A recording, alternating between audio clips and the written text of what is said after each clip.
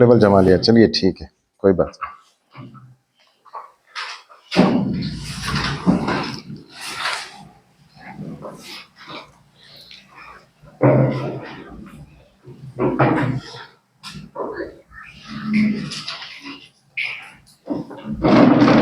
प्रभु का धन्यवाद हो कि हम फिर से वचन के अध्ययन के लिए इस तरह से एकत्रित हो सके। हम याकूब की पत्री का अध्ययन कर रहे हैं और हमने 2 से लेकर 8 तक के पदों में देखा था कि जब कष्टों में से या परीक्षाओं में से होकर गुजरते हैं तो एक विश्वासी का प्रत्युत्तर क्या होना चाहिए, और उसमें हमने 3 शब्द देखे थे। कौन कौन से थे, याद है?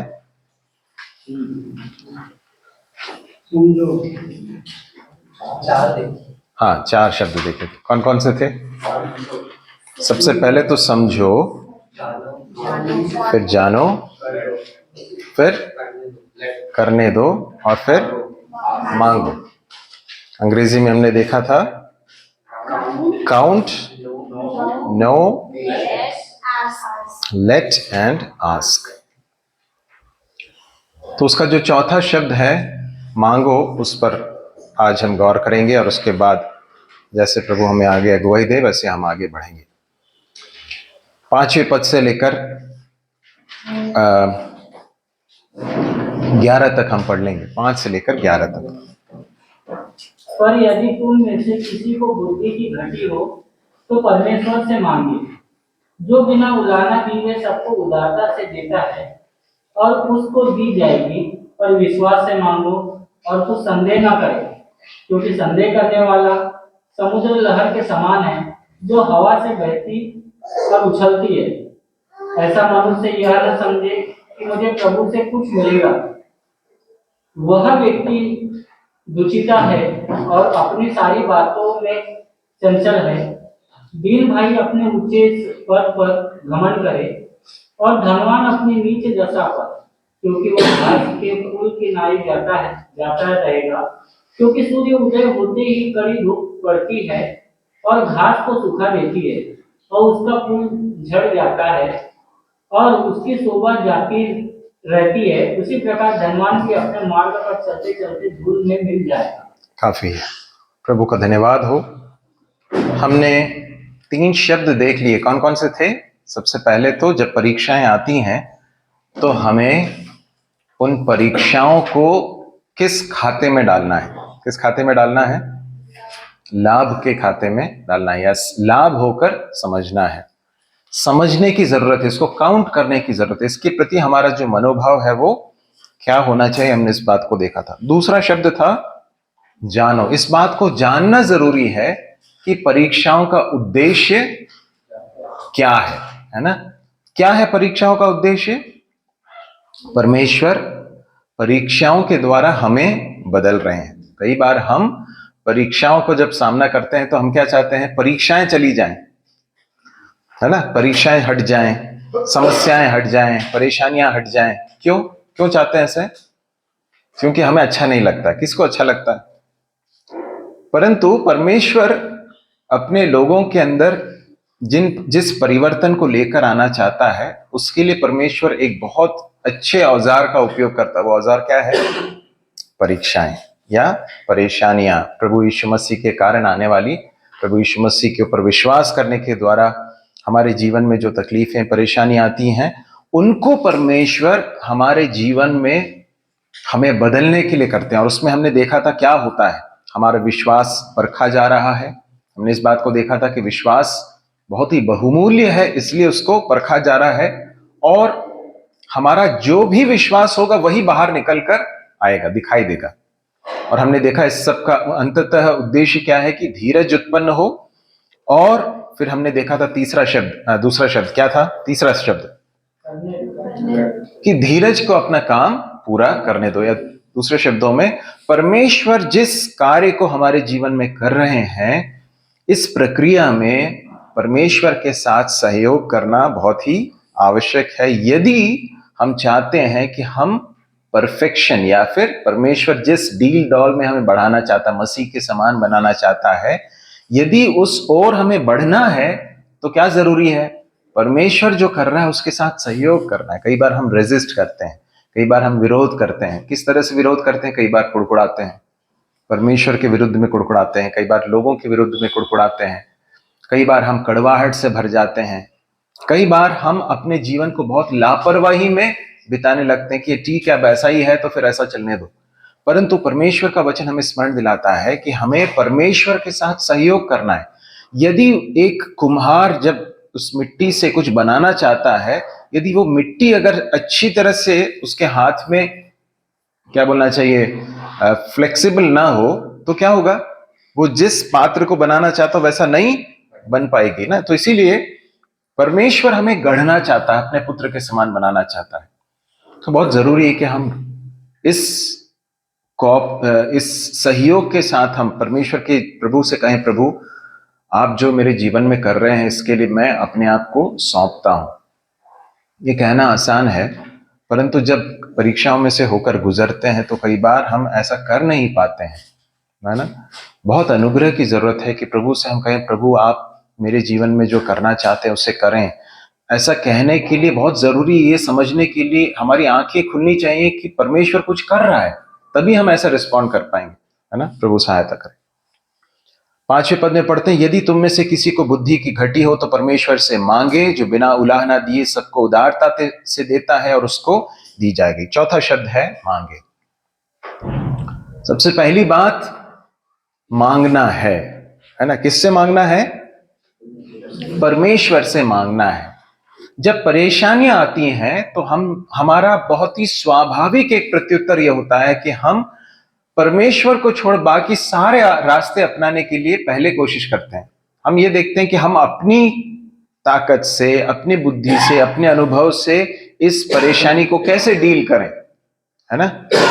अब एक समस्या आ गई है, इस समस्या को डील करने के लिए मेरा जो पुराना अनुभव रहा है, मेरी जो ताकत है, मेरे पास जो संसाधन है, इन सारी चीजों का उपयोग करके मैं किस तरह से इसमें से बाहर निकलूं, ये रहता है यूजुअली सभी लोगों का रिस्पॉन्स। परंतु यहां पर परमेश्वर का वचन क्या कहता है? जब भी परेशानियों में, जब परीक्षाओं में से होकर गुजरो, तो सबसे फर्स्ट रिस्पॉन्स क्या होना चाहिए? क्या होना चाहिए फर्स्ट रिस्पॉन्स? परमेश्वर से मांगो या परमेश्वर से प्रार्थना करो।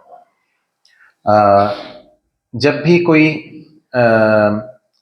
हॉस्पिटल में, जब कोई व्यक्ति या फिर किसी भी दूसरे संस्थान में भी जब किसी को कुछ समस्या होती है, जैसे कि कुछ हार्ट अटैक हो गया या कुछ स्ट्रोक हो गया, कुछ ऐसा होता है, तो उस समय पर कहा जाता है कि फर्स्ट रिस्पॉन्स के लिए ट्रेन किया जाता है या प्रशिक्षित किया जाता है कि पहला काम क्या करना है ना। उस समय यदि हमने वो नहीं किया तो फिर बाकी सारी चीजें गड़बड़ हो सकती हैं। एक विश्वासी का पहला प्रत्युत्तर या फर्स्ट रिस्पॉन्स क्या होना चाहिए? परीक्षाएं आते समय पहला रिस्पॉन्स क्या होना चाहिए? प्रभु के पास दौड़ कर जाए, प्रभु ये आई है समस्या, अब आपने क्यों भेजा है प्रभु, आप क्या मेरे जीवन में करना चाहते हैं। प्रभु के पास जाएं और प्रभु से मांगें। क्या मांगें? पिछली बार हमने इस बात को देखा था, बुद्धि की घटी हो तो परमेश्वर से मांगे। यहां पर याकूब कहता है, यदि तुम में से किसी को बुद्धि की घटी हो। यहां पर कोई ऐसा है क्या जिसको लगता है कि बुद्धि की घटी नहीं है? मैं तो सोचता हूं कि मुझे है, घटी है। इसलिए हम सबको हमारे जीवन की किसी भी परीक्षा की घड़ी में क्या करना चाहिए? परमेश्वर से बुद्धि मांगने की जरूरत है। किस बात के लिए मांगने की जरूरत है? कि प्रभु इस समय पर मेरा प्रत्युत्तर जो है वो सही हो, मैं आपके उद्देश्य को समझ सकूं। इसके लिए परमेश्वर के द्वारा हमारी आंखें खुलना बहुत जरूरी है। ज्ञान अपने आप में हमें एक आत्मिक व्यक्ति नहीं बनाता है, परंतु ईश्वरीय जो ज्ञान है, जिसमें हम एक परिस्थिति में कैसे रिस्पॉन्ड करते हैं, कैसे प्रत्युत्तर देते हैं, उससे समझ में आता है कि हम आत्मिक हैं या नहीं। यहां पर परमेश्वर का वचन हमें स्मरण दिलाता है कि हम प्रार्थना करें, प्रभु के पास जाकर मांगें। अगली बात जो यहां पर हम देखते हैं वो कहता है उसको दी जाएगी। मतलब यहां पर एक प्रॉमिस है, एक प्रतिज्ञा है कि यदि हम परमेश्वर के पास जाकर बुद्धि मांगेंगे तो वो जरूर देगा। ये परमेश्वर की इच्छा है। देखिए, जिस विषय के बारे में परमेश्वर का वचन स्पष्ट है कि ये परमेश्वर की इच्छा है ना। और जब उस बात को हम मांगते हैं परमेश्वर से प्रार्थना में, तो हमें डाउट करने की कोई जरूरत नहीं है। क्या इसमें कोई संदेह हो सकता है? क्या ऐसा हो सकता है कि ये परमेश्वर की इच्छा नहीं है कि हमें बुद्धि मिले? जब परीक्षाओं में से होकर गुजरते हैं, पीछे जो बैठे हैं बता सकते हैं, यदि परीक्षाओं में से होकर गुजरते हैं, जब भी गुजरते हैं, उस समय पर कैसे रिस्पॉन्ड करना है? प्रभु आप मुझे बताइए, ये प्रार्थना परमेश्वर की इच्छा के अनुसार है या नहीं है? कोई डाउट है क्या? इसमें कोई संदेह नहीं है कि ये परमेश्वर की इच्छा है या नहीं। मुझे बताइए, आप परमेश्वर से प्रार्थना कीजिए, प्रभु मैं एक भक्ति का जीवन जीना चाहता हूं। ये परमेश्वर की इच्छा है क्या? है। प्रभु जी मैं एक पवित्र जीवन जीना चाहता हूं, परमेश्वर की इच्छा है क्या? प्रभु जी मैं अपने क्रोध पर नियंत्रण करना चाहता हूं, इच्छा है परमेश्वर की? है।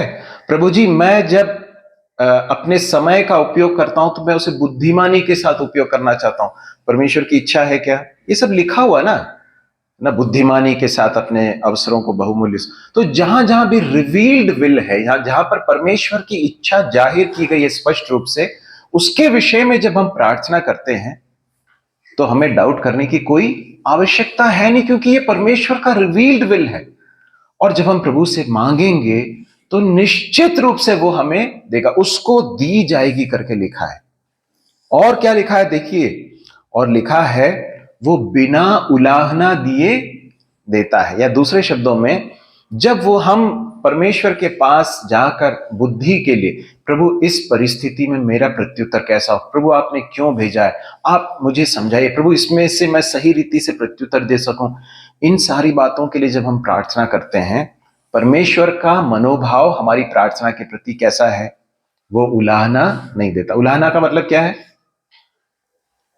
अरे ये बार बार आ गया फिर से, है ना, ऐसा परमेश्वर बोलेंगे क्या? नहीं। हम कितने भी बार जाएं, कितने ही बार प्रभु के पास जाएं, प्रभु से कहें प्रभु क्योंकि परीक्षाएं कभी रुकने का नाम लेंगी क्या? आपको ऐसा लगता है क्या?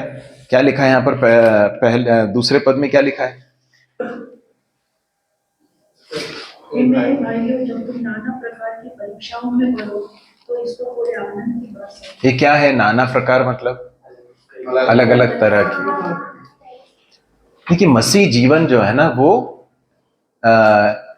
ऐसा नहीं है कि बस एक दो परीक्षाएं आई और उसके बाद फिर जो है सब कुछ बढ़िया चल रहा है, ऐसा नहीं होता है। मसीह जीवन में हम अनेक तरह की परीक्षाओं में को फेस करेंगे और बार बार फेस करेंगे। ये प्रभु यीशु मसीह के शिष्यों के जीवन से भी देखा जा सकता है। एक समय पर वो एक बड़ी मुश्किल घड़ी में थे, उसमें से निकलकर प्रभु ने उनको दूसरे एक परीक्षा में जाने दिया। क्यों? इस सब के पीछे परमेश्वर का एक उद्देश्य है। यहां लिखा है कि वो कभी भी उलाहना नहीं देगा। हर बार जब आप जाएंगे, हम जाएंगे प्रभु से, कहेंगे प्रभु मुझे बुद्धि दीजिए, मुझे ईश्वरीय ज्ञान दीजिए, मैं इस परिस्थिति को आपकी नजर से देख सकता। हो सकता है वो नौकरी में कुछ तकलीफ हो, किसी व्यक्ति के साथ कुछ समस्या हो, आर्थिक समस्या हो, शारीरिक तकलीफें हो, कुछ भी हो सकता है। परमेश्वर से मांगिए, वो बिना उलाहना दिए देगा। फिर क्या कहता है? सबको उदारता से देता है। उदारता का मतलब क्या है अभिषेक भाई? उदारता का मतलब क्या है? खुशी से, या फिर खुशी से है क्या? उदार का मतलब क्या है? हाँ, हम जितना मांगते हैं उससे कहीं अधिक परमेश्वर उदारता से देता है। यदि हम इतना मांगेंगे तो प्रभु इतना देगा। क्या देगा? हाँ, इसको हमेशा कॉन्टेक्स्ट में वापस आना जरूरी है ना, नहीं तो हम कुछ भी बना लेंगे। तो यदि हम प्रभु से बुद्धि मांगेंगे तो प्रभु देगा, बिना उलाहना दिए देगा, जरूर देगा, उसको दी जाएगी और उसको उदारता से दी जाएगी, ऐसा लिखा है ना। और उसके बाद कहता है पर एक शर्त है, कैसे मांगना है? विश्वास से मांगे, कुछ संदेह न करे, क्योंकि संदेह करने वाला समुद्र की लहर के समान है जो हवा से बहती और उछलती है। परमेश्वर से मांगते समय कैसे मांगना है? विश्वास से मांगना है। मतलब इस बात को समझना है कि मैं इस बात को जो मांग रहा हूं परमेश्वर के इच्छा के अंतर्गत है, इसलिए, और परमेश्वर का वचन कहता है कि मुझे दिया जाएगा, इसलिए मुझे डाउट करने की जरूरत नहीं, संदेह करने की जरूरत नहीं कि प्रभु देगा या नहीं देगा। प्रभु जरूर देगा। इस तरह से पूर्ण विश्वास करते हुए मांगना है। फिर वो कहता है संदेह करने वाले और विश्वास करने वाले का अंतर क्या है? संदेह करने वाला व्यक्ति कैसा है? समुद्र की लहर के समान है जो हवा से बहती और उछलती है। समुद्र देखा आप में से कितने लोगों ने देखा है ना? ज्यादातर लोगों ने देखा होगा समुद्र की लहरें। यदि आप कुछ कुछ बीचेस पे जाएंगे तो वहां पर थोड़ा डरावना भी लगता है, क्योंकि जो समुद्र की लहरों की जो थपेड़े आते हैं, उसकी आवाज, जो शोर आती है, उसको देखकर कई बार डरावना लगता है। परंतु आपने उसके ठीक विपरीत आपने कुछ किसी स्थान पर किसी नदी को देखा जहां पर बहुत निश्चल होकर जो है वो बहुत सुंदर एक दृश्य होता है, मनोरम दृश्य रहता है, जहां पर हमें हमारे मन को घबराहट नहीं होती, परंतु एक तरह का सुकून मिलता है, शांति मिलती है। यहां पर लिखा है कि जो संदेह करता है वो समुद्र की लहर के समान, मतलब उसके अंदर एक तरह का टर्मोइल है। मतलब एक तरह की टर्मोइल को क्या कहेंगे? कश्मकश भी नहीं, एक तरह से जो जैसे समुद्र का कोलाहल जो है ना, कोलाहल कहते हैं ना, कोलाहल से भरा हुआ एक जीवन है उसका। परंतु जो विश्वास करता है उसके अंदर क्या क्या दिखाई देता मालूम है? कामनेस, उसके अंदर शांति दिखाई देती है। जब एक व्यक्ति, ध्यान से सुनिए इस बात को, जब एक व्यक्ति जिसके अंदर परमेश्वर पर भरोसा है, जब वह परीक्षा का सामना करता है तो समझ में आता है कि वो परमेश्वर पर भरोसा करता है या नहीं। कैसे समझ में आएगा? यदि वो कोलाहल से भरा हुआ है ना, कंप्लेन कर रहा है, घबराया हुआ, डर रहा है, इधर भाग रहा है, उधर भाग रहा है, तो उससे क्या समझ में आता है? कि उसका परमेश्वर पर भरोसा बहुत कमजोर है ना।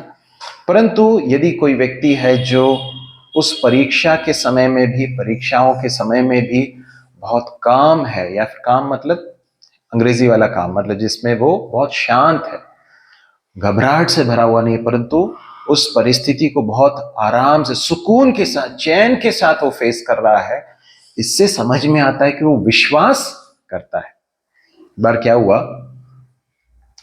एक हवाई जहाज जो है उसमें लोग सफर कर रहे थे, और उस हवाई जहाज को चलाते समय अचानक जो है, आपने ध्यान दिया होगा, कई बार हवाई जहाज जो है एयर पॉकेट्स में से निकलता है, तो कुछ ऐसे क्षेत्र होते हैं जहां पर दबाव में अंतर आता है, तो वैसा ही महसूस होता है जैसा कि कई बार हम खुरदुरी सड़कों से जो है, उबड़ खाबड़ सड़कों से गाड़ी चलाते हैं तो कैसा खड़खड़ खड़ करके होता है, पूरा जो है कई बार विमान जो है हिलने लगता है। तो ऐसे एयर पॉकेट्स में से होकर गुजर रहा था और सब लोग बहुत डर गए, क्योंकि वो बहुत ज्यादा टर्बुलेंस कहते हैं उसको, टर्बुलेंस था बहुत ज्यादा, और सब लोग बहुत डरे हुए थे, घबराए हुए थे। परंतु एक बच्ची जो है वो बहुत शांति के साथ बैठी हुई थी। तो किसी ने उससे पूछा कि तुम्हें डर नहीं लग रहा? तो उसने से कहा कि नहीं, मुझे नहीं डर लग रहा। बोले क्यों?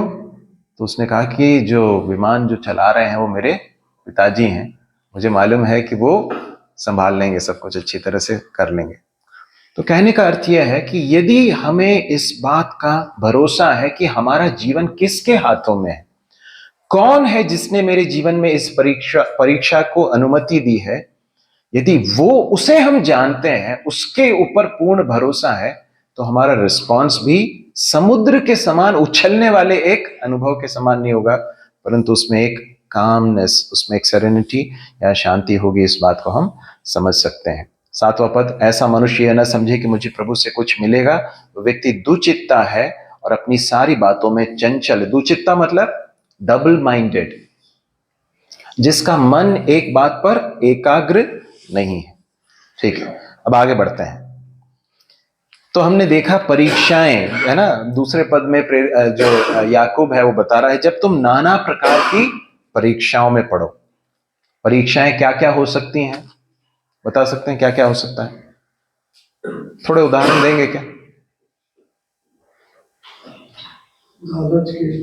जी, लालच को हम प्रलोभन की श्रेणी में डालेंगे, आगे जाकर हम उसे देखेंगे, आगे उसको देखेंगे। प्रलोभन वाला उसको हटा दीजिए। परीक्षाओं में से आप बताइए। ऑफिस में जो पॉलिटिक्स होते हैं, हमारे आपसी जो मनमुटाव होते हैं, जी। परीक्षा के समान है। ओके। जो सताव आते हैं भविष्य में चलने के कारण, वो परीक्षा है। और जी, हेल्थ इश्यूज, बीमारियां। ओके। और कोई असफलताएं। और इतना ही है? मतलब आपका रेंज इतना ही है? इतना ही अनुभव किया है क्या, कुछ और भी किया है? यहां पर याकूब जो है 9वें पद से लेकर 11वें पद तक कुछ और चीजों को बताता। जरा देखते हैं। दीन भाई अपने ऊंचे पद पर घमंड करे और धनवान अपनी नीची दशा पर, क्योंकि वह घास के फूल की तरह जाता रहेगा। क्योंकि सूर्य उदय होते ही कड़ी धूप पड़ती है और घास को सुखा देती है और उसका फूल झड़ जाता है और उसकी शोभा जाती रहती है। इसी प्रकार धनवान भी अपने मार्ग पर चलते चलते धूल में मिल जाएगा। यहां पर दो लोगों का कॉन्ट्रास्ट किया गया या फिर दो लोगों की तुलना की गई है। कौन कौन है बताएंगे जी? दीन और धनवान, या दीन भाई मतलब जो गरीब है, गरीब कह सकते हैं, निर्धन और धनवान। मुझे बताइए, दोनों विश्वासी हैं क्या? विश्वासी। कैसे कह सकते हैं? क्या लिखा है? दीन भाई है ना, ऊंचे पद पर घमंड करे और धनवान अपनी। तो जब उसके साथ जोड़कर देखते हैं तो धनवान भी उसी बात के कंटिन्यूएशन में, उसके ही उसको जारी रखते हुए, उस कथन को जारी रखते हुए कहा गया। इसलिए और याकूब जो है वो निश्चित रूप से विश्वासियों को ही तो यह एड्रेस कर रहा है, संबोधित कर रहा है ना। किसको लिख रहा है? ये हमने देखा था, विश्वासियों को लिख रहा है जो अपने विश्वास के कारण सताव सह रहे थे, इधर उधर सब तितर बितर हो गए थे। तो यहां पर याकूब बताता है कि दो तरह के लोग विश्वासियों में भी होते हैं। विश्वासियों में भी दो समूह के लोग हो सकते हैं। एक तो वो हो सकते हैं जिनके पास धन अधिक है, और कुछ ऐसे भी लोग होते हैं जिनके पास धन बहुत कम है। कलीसिया में धनवान भी हो सकते हैं और निर्धन भी हो सकते हैं, है ना। और यहां पर याकूब बताता है कि जो निर्धन है, जिसके पास ज्यादा पैसा नहीं है, उसका अपने जीवन की उस परिस्थिति के विषय में मनोभाव क्या होना चाहिए, और जिसके पास अपनी जरूरत से भी ज्यादा है, धनवान है वो, उसका मनोभाव धन के प्रति क्या होना चाहिए। तो यहां पर परीक्षा का एक दूसरा क्षेत्र हमें दिखाई देता है। वो क्षेत्र कौन सा मालूम है? क्या है?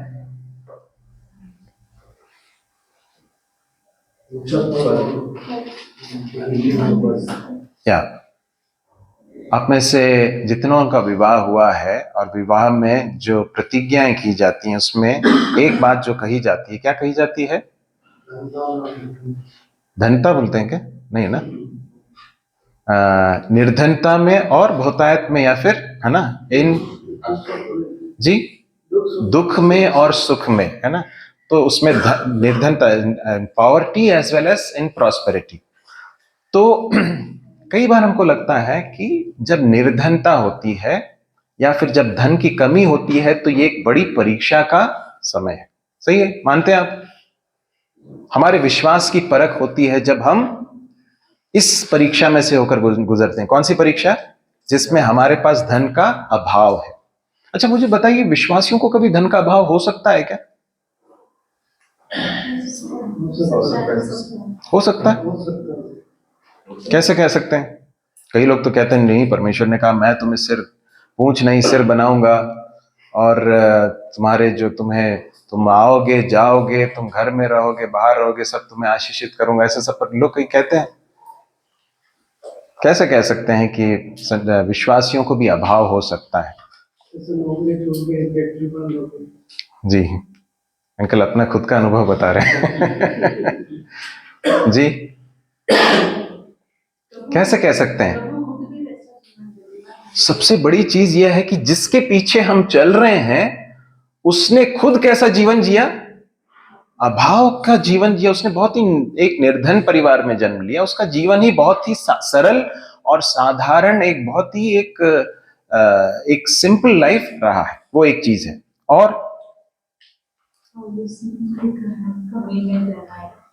क्या टैक्स देने के लिए लोगों के पास पैसा नहीं। ठीक है, प्रभु का उदाहरण हमने देख लिया। प्रभु की स्थिति क्या थी, और चेले भी वैसे थे। और कोई भाग से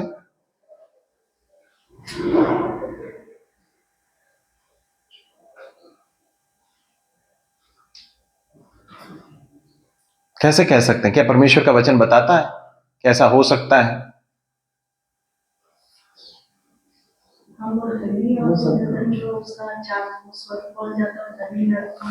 देखिए वहां पर प्रभु यीशु मसीह कहते हैं कि एक व्यक्ति था, है ना, और जिसका नाम लाजर था। वो बहुत गरीब था। उसकी स्थिति क्या थी मालूम है? उसके पास खाने तक के लिए बहुत पर्याप्त नहीं था। बहुत बहुत बुरी स्थिति में था, बीमार था।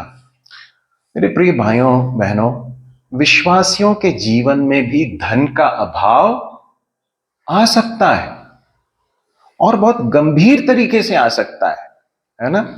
और हो सकता है कुछ लोग हों जिनके पास परमेश्वर ने धन अधिक दिया हो।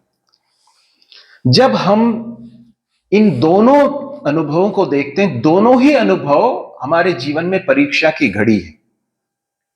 कई बार हमको लगता है कि सिर्फ अभाव का समय ही परीक्षा है, परंतु इस बात को समझिए कि अभाव भी परीक्षा का समय है, और जब बहुतायत होती है तब भी वो भी हमारे विश्वास की परख का समय है।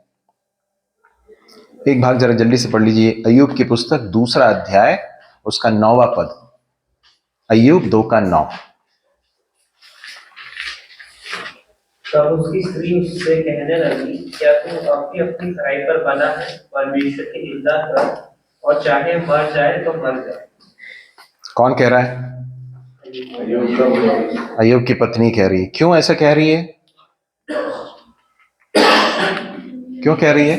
क्योंकि सब कुछ चला गया, सब कुछ खत्म हो गया। अय्यूब परमेश्वर का भक्त। ऐसा नहीं है कि उसके किसी पाप के कारण उसको सजा मिल रही हो, परमेश्वर ने उसको इस अनुभव में से होकर भेजा, नहीं। परमेश्वर का भक्त है, परंतु सब कुछ चला गया। सारी संपत्ति चली गई, उसके बच्चे मर गए, और यहां तक कि उसका स्वास्थ्य भी पूरी रीति से चला गया। उस समय पर उसकी पत्नी कह रही है कि अब काहे को तेरे खराई को पकड़कर तू बैठा हुआ है, उसको छोड़, परमेश्वर को कोस, परमेश्वर को श्राप दे, और तू मर जाए तो मर जाए।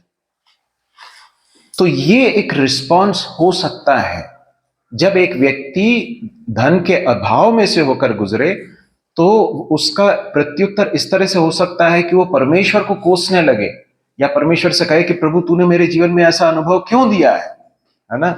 देखिए उसको देखो, उसके पास तो इतना है, मेरे पास क्यों नहीं है? और दूसरा ये हो सकता है कि जब हमारे पास अधिक है, या हमारे पास सफिशिएंट है, पर्याप्त है, तो उस समय पर हम अपने ही बुद्धि, अपने ही ज्ञान, अपने ही सामर्थ्य पर भरोसा करने लगे। व्यवस्था विवरण उसके 8वें अध्याय में आ जाइए, उसके 10वें पद को पढ़ें पहले। और तू पेट भर खाएगा, और उस उत्तम देश के कारण जो तेरा परमेश्वर यहोवा तुझे देगा उसका धन्य मानेगा। 14वां पद पढ़िए, 14। तब तेरे मन में अहंकार समा जाए, और तू अपने परमेश्वर यहोवा को भूल जाए, जो तुझको दासता के घर अर्थात मिस्र देश से निकाल लाया है। ठीक है, अब 17वें पद को पढ़ लीजिए। और कहीं ऐसा ना हो कि तू सोचने लगे कि यह संपत्ति मेरे ही सामर्थ और मेरे ही भुजबल से मुझे प्राप्त हुई है। देखिए, जब हमारे पास आवश्यकता से अधिक हो या पर्याप्त हो, कभी भी ये नहीं सोचना है कि मेरी बुद्धि से, मेरे भुजबल से, मेरी ताकत से ये मिला है। कभी भी हमारे मन में अहंकार ना आए, हम परमेश्वर को कभी भूल न जाए।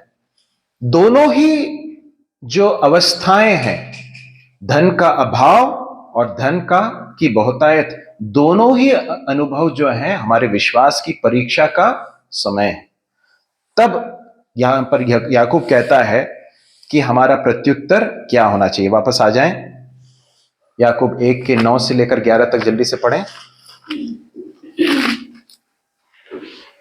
दीन भाई अपने ऊंचे पद पर क्या करे? घमंड करे। तो दीन व्यक्ति को, मतलब जिसके पास धन नहीं है, निर्धन है, उसको क्या करना है? उसका मनोभाव क्या होना चाहिए? घमंड करना। मतलब क्या है यहां पर? घमंड करने का मतलब ऐसा आंखें करके सब घूमना नहीं, वो नहीं उसका अर्थ, परंतु उसे इस बात में आनंदित होना, इस बात से गर्व महसूस करना है, इस बात में अपने संतुष्टि को पाना, समझना है।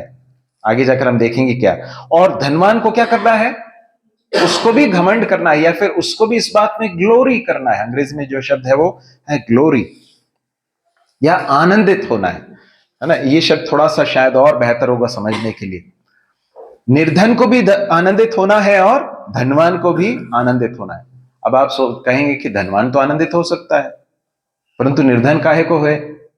धनवान को किस बात पर आनंदित होना है और निर्धन को किस बात पर आनंदित होना है, वो बताया गया है। क्या लिखा है? दीन भाई अपने ऊंचे पद पर घमंड करे। देखिए, परमेश्वर का वचन बताता है कि परमेश्वर की दृष्टि में एक व्यक्ति, चाहे वो निर्धन हो या धनवान हो, भौतिक रूप से देखा जाए तो ऐसा लग सकता है कि ये दोनों दो स्तर पे हैं, परंतु परमेश्वर की दृष्टि में आत्मिक रूप से दोनों कैसे हैं? समान है। दोनों की अवस्था बहुत ऊंची है, ऊंचा पद परमेश्वर ने उसको दिया है। परमेश्वर की दृष्टि में ये जो असमानताएं हैं वो कुछ नहीं है, जहां तक आत्मिक सच्चाई की बात है। दूसरी बात वो कहता है, एक और भाग इसके क्रॉस रेफरेंस में निकाल लीजिए। यशायाह की पुस्तक 66वां अध्याय 1 और 2। Isaiah chapter 66 verse 1 and 2।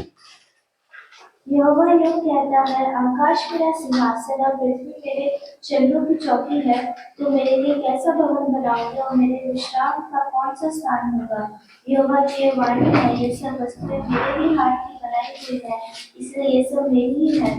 परंतु मैं उसी की ओर दृष्टि करूंगा और जो दीन और खेदित मन का हो और मेरा वचन सुनकर धन कराता हो। देखिए, परमेश्वर जो कह रहा है उसको ध्यान से समझने की कोशिश कीजिए। परमेश्वर क्या कह रहे हैं? सारी बातें मैंने बनाई है, ये सारी चीजें किसकी संपत्ति है? मेरी संपत्ति है। तुम मेरे लिए क्या भवन बनाओगे ना? तुम मेरे लिए भवन बनाना चाहते हो, मैं तो इन सारी बातों का स्वामी हूं। फिर परमेश्वर कहता है, परंतु मैं उसकी ओर देखता हूं, या फिर उसको बड़े ध्यान से, या फिर उसको उसकी ओर मेरी देखभाल की दृष्टि, कृपा दृष्टि रहती है, जो दीन है और खेदित मन का है। The one who is of low estate and who has a contrite heart, poor। तो इसलिए एक व्यक्ति यदि निर्धन है, यदि हमारे पास धन का अभाव है, तो इसमें हमें कुंठित होने की आवश्यकता नहीं है। कई बार कई लोग बहुत कुंठित मानसिकता के साथ, या ये सोचते, बहुत इंफीरियोरिटी कॉम्प्लेक्स के साथ रहते, अरे मेरे पास तो नहीं है। ऐसा सोचने की आवश्यकता नहीं, क्योंकि हमें परमेश्वर ने आत्मिक रूप से बहुत ही ऊंचे पद पर रखा है ना। और जहां तक धनवान की बात है, क्या कहा गया है? धनवान अपनी नीची दशा पर आनंदित हो या घमंड करे। अब इसका अर्थ क्या है? धनवान को हमेशा इस बात को याद रखना है कि उसके पास जो धन है वो कैसा है? बहुत ही क्षणिक है या क्षण भंगुर है ना। एक दो भाग जरा जल्दी से निकाल लेंगे तब हमें समझ में आएगा।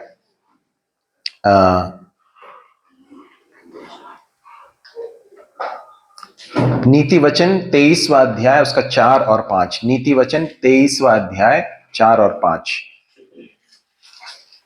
धनी होने के लिए परिश्रम न करना, अपनी समझ का भरोसा छोड़ना, क्या तो अपने दृष्टि वस्तु पर लगाएगा जो नहीं?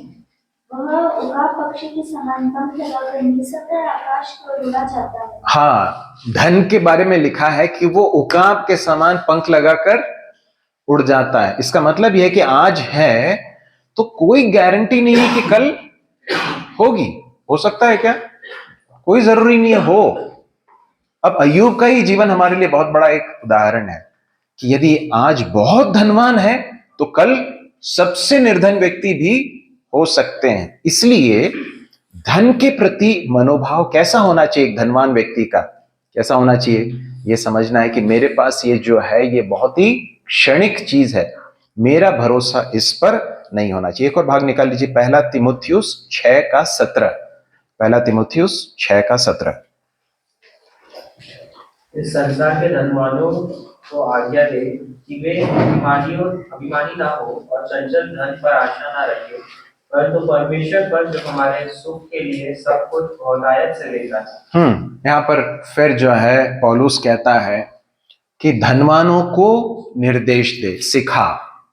कौन धनवान?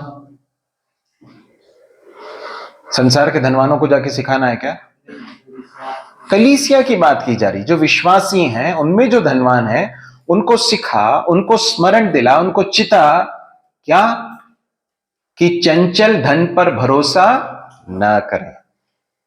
धन कैसा है? चंचल है, आज है तो कल नहीं भी हो सकता है।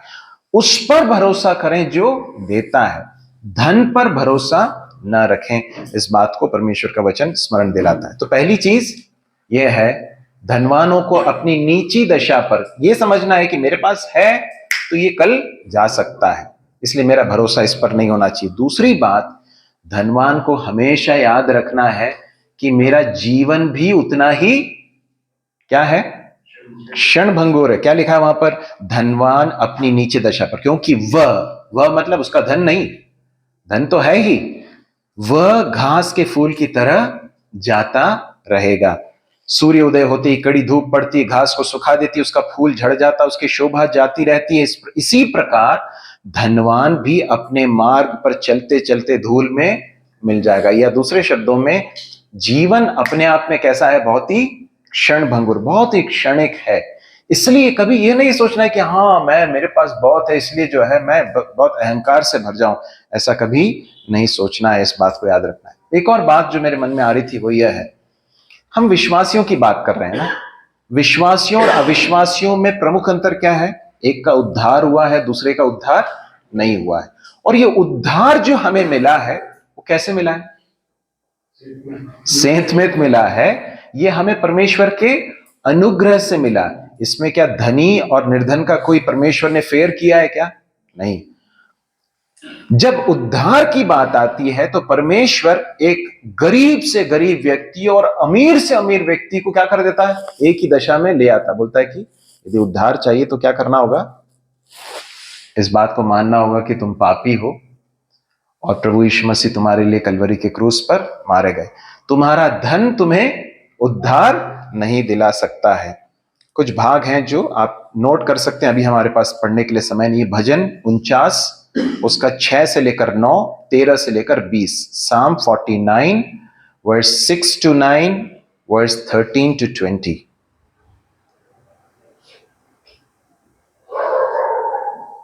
ओके, तो धन के प्रति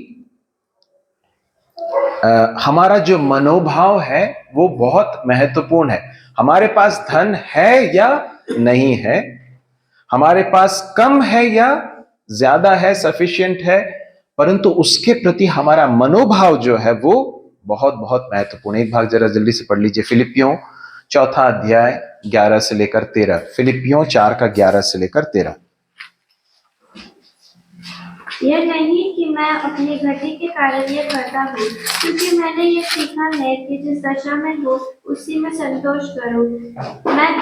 मैं दीन होना भी जानता हूँ और बढ़ना भी जानता हूँ। हर एक बात और सब दशाएं में मैंने तृप्त होना, भूखा रहना और बढ़ना घटना सीखा है। जो मुझे सामर्थ्य देता है उसमें मैं सब कुछ कर सकता हूँ।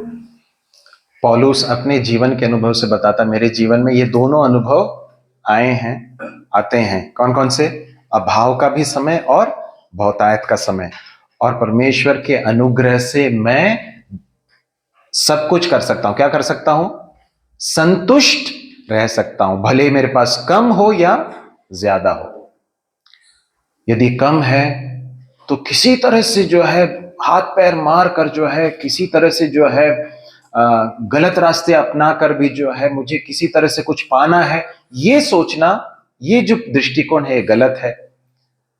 और एक हीन मानसिकता से भर जाना और कहना कि अरे मैं तो कितना ही अभागा हूं, मेरे पास नहीं है, देखो उसके पास है, ये सोचना। या दूसरी तरफ यदि है तो ये सोचना कि हाँ मेरे पास है, दूसरे के पास नहीं है, मेरी कमाई, मैंने जो है बड़े मुश्किल से, बड़े मेहनत से कमाई है। ये दोनों चीजों से बचने की जरूरत है। पर पौलुस कहता है मैंने संतुष्ट रहना सीखा है, मैंने संतुष्ट रहना सीखा है। एक और बात जो हमें समझ में आती है वो ये है कि कलीसिया के अंदर अलग अलग आर्थिक अवस्थाओं में परमेश्वर ने विश्वासियों को रखा है। परमेश्वर ने जिस अवस्था में मुझे रखा है उस अवस्था में परमेश्वर की बुलाहट को पूरा करना, परमेश्वर ने मुझे जो कार्य दिया है उसे विश्वास योग्यता से करना मेरी जिम्मेदारी है ना। कई बार जब हम अपनी अवस्था में संतुष्ट नहीं रहते तो फिर हम कंप्लेन करने लगते हैं या दूसरों के साथ तुलना करने लगते हैं। इस बात को याद रखने की जरूरत है। साथ साथ में एक और बात समझने की जरूरत है, परमेश्वर का वचन जब संतुष्टि की बात कहता है तो आलसी होने के लिए कभी नहीं सिखाता है। आलसी का मतलब क्या है? हाथ पर हाथ धरे रहना। देखिए नीति वचन में आप ऐसे अनेक भाग पढ़ेंगे जहां पर लिखा है मैंने आलसी के खेत को देखा, और फिर पिछली बार बताया था क्या आपने, संडे को बताया था, आलसी के खेत को देखा। देखिए आलसी व्यक्ति जो है वो इस बात की अपेक्षा नहीं कर सकता है कि परमेश्वर जो है मेरी सहायता करेगा। परमेश्वर ने हमें परिश्रम करने के लिए कहा है, तो इसलिए परिश्रम करना जरूर है, लेकिन जिस अवस्था में परमेश्वर में रखता है उसमें संतुष्ट रहना, प्रभु के कार्यों के लिए अपने आप को देना, यह जरूरी है। ये बात क्यों कह रहा है याकूब? क्योंकि जिन लोगों को वो लिख रहा है वो उनमें से अनेक लोग अपनी संपत्ति सबसे हाथ धो बैठे हैं। उसमें से कुछ लोग हो सकता है अमीर हो, कुछ लोग गरीब भी हों। कहता है कि ये भी परीक्षा है, इस परीक्षा में तुम्हारा प्रत्युत्तर कैसा होना चाहिए, इस बात को बताता है। उसके बाद फिर हम 12वें पद को पढ़कर समाप्त करेंगे। धन्य है वह मनुष्य जो परीक्षा में स्थिर रहता है, क्योंकि वह खरा निकलकर जीवन का वह मुकुट पाएगा जिसकी प्रतिज्ञा प्रभु ने अपने प्रेम करने वालों से की है। क्या कह रहा है याकूब? ये कह रहा है परीक्षाओं में से जब होकर गुजरो उस समय पर यदि परीक्षा में स्थिर रहोगे, है ना, तो क्या होगा?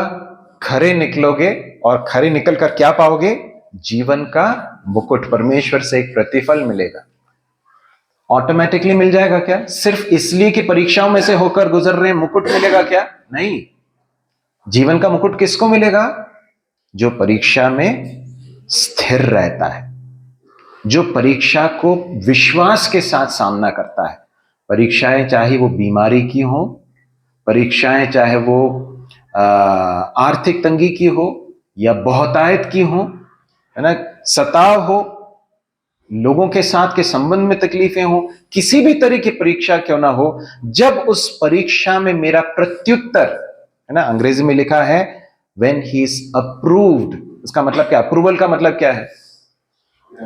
जब परमेश्वर कहता है कि हां तेरा प्रत्युत्तर मेरी दृष्टि में ग्रहण योग्य है। प्रत्युत्तर बहुत मायने रखता है। इसलिए जब परीक्षाओं में से होकर गुजरते हैं, परमेश्वर हमेशा हमारे रिस्पॉन्स को देख रहा है, हमारे प्रत्युत्तर को देख रहा है। हर व्यक्ति, हर विश्वासी परीक्षा में से होकर गुजरेगा। कुछ लोगों का प्रत्युत्तर आत्मिक होगा, कुछ लोगों का प्रत्युत्तर आत्मिक नहीं होगा। जो खरा निकलना चाहता है उसको क्या करना होगा? स्थिर रहकर या स्थिरता के साथ प्रभु पर विश्वास करते हुए उसका सामना करना है। तब क्या होगा? वह जो प्रभु से प्रेम करता है, प्रभु ने उनके लिए एक प्रतिज्ञा रखी है कि जब परीक्षाओं में स्थिर रहेंगे, खरे निकलेंगे, तो क्या मिलेगा अभिषेक भाई? क्या मिलेगा? जीवन का मुकुट मिलेगा। जीवन का मुकुट मिलेगा। प्रभु हमारी सहायता करे। हम इन सारी बातों को सीख रहे हैं ये सब जो है सिर्फ थियरी नहीं है ना। याकूब है ना, याकूब की पत्री जो है उसको आप नीति वचन के साथ अगर तुलना करके देखें तो बहुत समानताएं हैं, क्योंकि नीति वचन में ऐसा नहीं है कि एक घटना बताई जा रही है एक के बाद अचानक से एक ही पद में जो है एक बात कुछ बताई जा रही है, उसके बाद फिर दूसरे पद में जो है या उसी पद के दूसरे भाग में कुछ और ही थीम जो है चालू हो जाता है। बहुत प्रैक्टिकल चीजें, याकूब भी बहुत व्यावहारिक बातें बता रहा है। हमने जो बातें देखी हैं वो अंततः हमारे जीवन के साथ जुड़ी हुई है, हमारे मसीह जीवन के साथ जुड़ी हुई हैं। हम सब परीक्षाओं का सामना करेंगे, कैसे प्रत्युत्तर देते हैं ये देखना बहुत जरूरी है, और उसमें हमारा प्रत्युत्तर आत्मिक हो। प्रभु हमारी सहायता